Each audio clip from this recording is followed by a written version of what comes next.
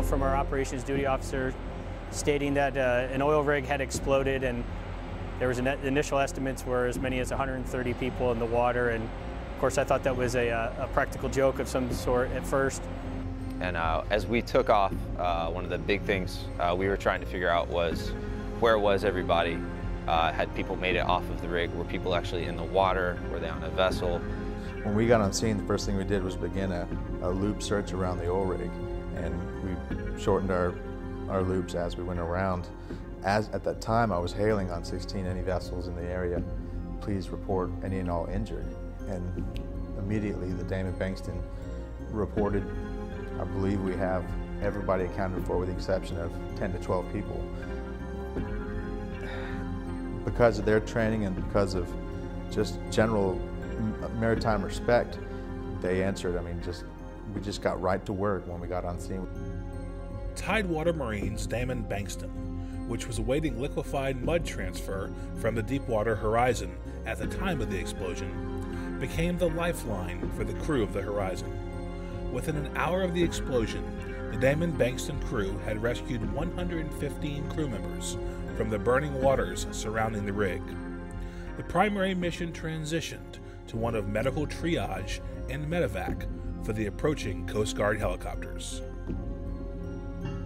Yeah, I mean, it was a really surreal experience. When we could initially see the glow over the horizon and the smoke plume, and I commented to Mark that I could already see it. He was like, "That's 80 miles away. You can't see that yet." In the back, Chief and I began preparing our night vision goggles for the search. And as soon as we dropped them, we looked out towards the horizon, and it looked as though the sun was coming up. It was, I mean, it was exactly what it looked like. It looked like a sunrise. We knew that this is way, way bigger than we thought. Well, if you can imagine looking at a full city block shooting flames 500 or so feet in the air, that's kind of what it was like looking at it. I mean, it was enormous. That we needed to get as many rescue swimmers on the boat as possible and begin triaging all the people and prioritizing injuries. Most critical, obviously, needing to go first. He was having a hard time between triaging and hoisting. I helped a little bit with triage, but we knew that the helicopters had time limitations. So that's when I told the swimmer, I was like, "I'm gonna start hoisting. We need to start getting these people out of here." He's like, "I'll start sending them down the air castle with whoever can help, and you just start hoisting them." And that's exactly how it went. We were transferring them from there into the litter and then having to carry it back to the hoisting platform on the boat. Those vessels are not free paths. There's a lot of piping and stuff in the way, so that was a challenge.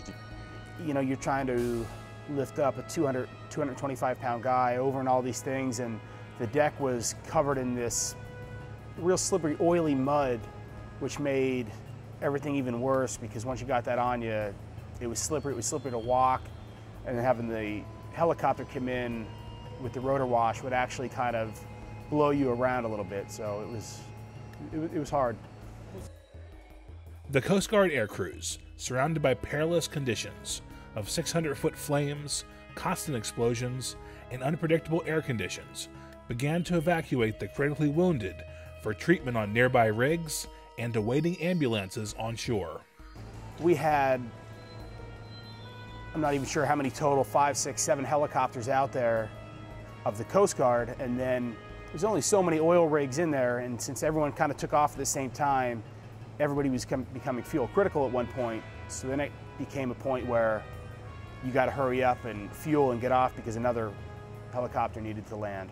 Our main mission by the time we got there was just taking people off, and we had like a daisy chain of 265s come in, and the 60 came in, and we're just picking people up by the time we were on scene. And other than the rig itself, probably our biggest danger out there to each other was each other.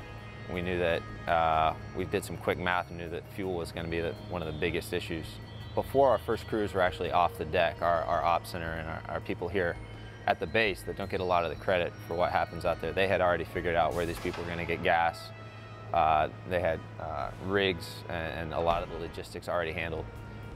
With that said, once we got out there, setting up a rotation, figuring out when, you know, plane X, plane Y, and plane Z are going to be either out of gas or nearly out of gas, and figuring out the order in which we could land.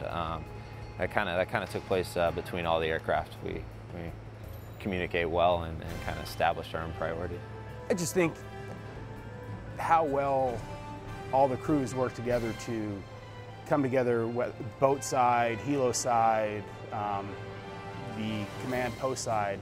Everyone just worked really well together as a whole. We're in the business of noble work. What we do day in and day out, each and every task might not seem that way, from cleaning a head or cleaning a hangar deck floor, but going out and, no kidding, making a difference in somebody's life when they look you in the face and say thank you very much. There's an extra bit of nobility in that work, and that's what draws me to the Coast Guard. And when work starts to be work and a little less fun, it's those kinds of moments that keep your nose to the grindstone, because you know it's going to make a difference.